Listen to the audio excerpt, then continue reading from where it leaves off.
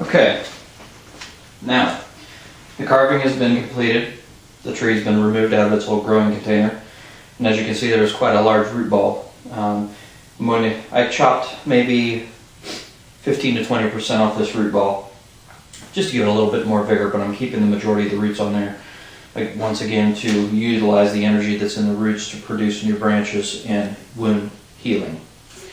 I'm going to go ahead and do a quick 360 so you can see what it looks like now afterward. You can see the carving that was taking place here and here, where those two branches used to be.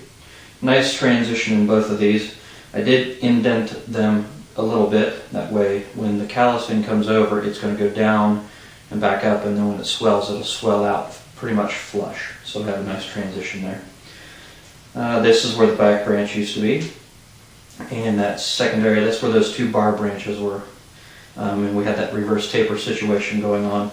And you can see now I've reduced that quite a bit. I may come in here a little bit more, I'm not sure yet. We'll just see how it heals over and take a little bit more of that out. But this is actually the back, and what matters is what it looks like from the front. And from the front, the transition looks fairly good. It's not as great as I'd like it to be, but it's what I have to work with. So you can also see that I've gone ahead and tapered this root, and you can't really see the two roots at the bottom, but I did go ahead and make V cuts in those to try to create the effect or the illusion that that's actually two separate roots instead of one root. We'll see how that goes. It may heal over completely, and I may need to do it again in the future. I'm not sure yet. We'll just have to play that by ear. Went ahead and rescarred both of these wound sites here as well and resealed them. That way they can continue callousing and healing over as well. The next thing I'm going to do is I'm going to go ahead and put it in a growing tub. The growing tub is going to be a little bit larger than the box that it looks currently in. This is the growing tub. You can obtain these at any of your home improvement stores. It's a cement mixing tub is what it is. They're only a few dollars, and they work really well because it's a large area that a lot of roots can develop, and your tree can grow very vigorously in the training phase, but then it's also shallow enough that typically a bonsai pot that this tree would go into once it's finished is going to be a little bit shallower than possibly this is. But I'm not going to fill this all the way up with soil. I'm going to leave a lip around the whole thing. That way when you water, the water stays in the pot and then drains through the soil. So that's the next step, and we're going to set the planting angle at that point in time as well. And once I get that completed, we'll come on back and we'll see the finished product for now.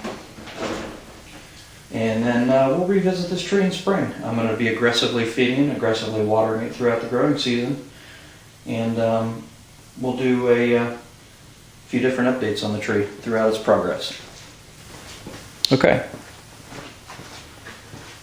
Here's the tree, potted up in this new pot.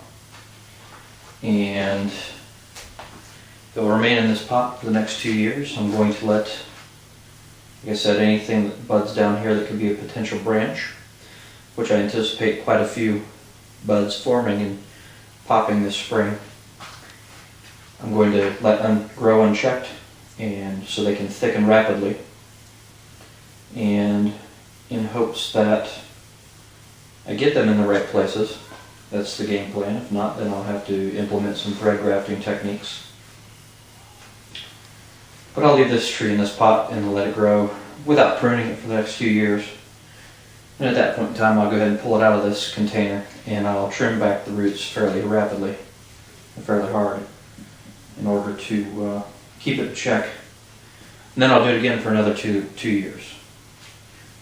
So I see this tree in 4 years potentially, maybe even before then. We'll have to wait and see. Getting close to being finished with the ramification and whatnot. I'm hoping, like I said, the game plan is to get another branch in this area here, then another one in this area here.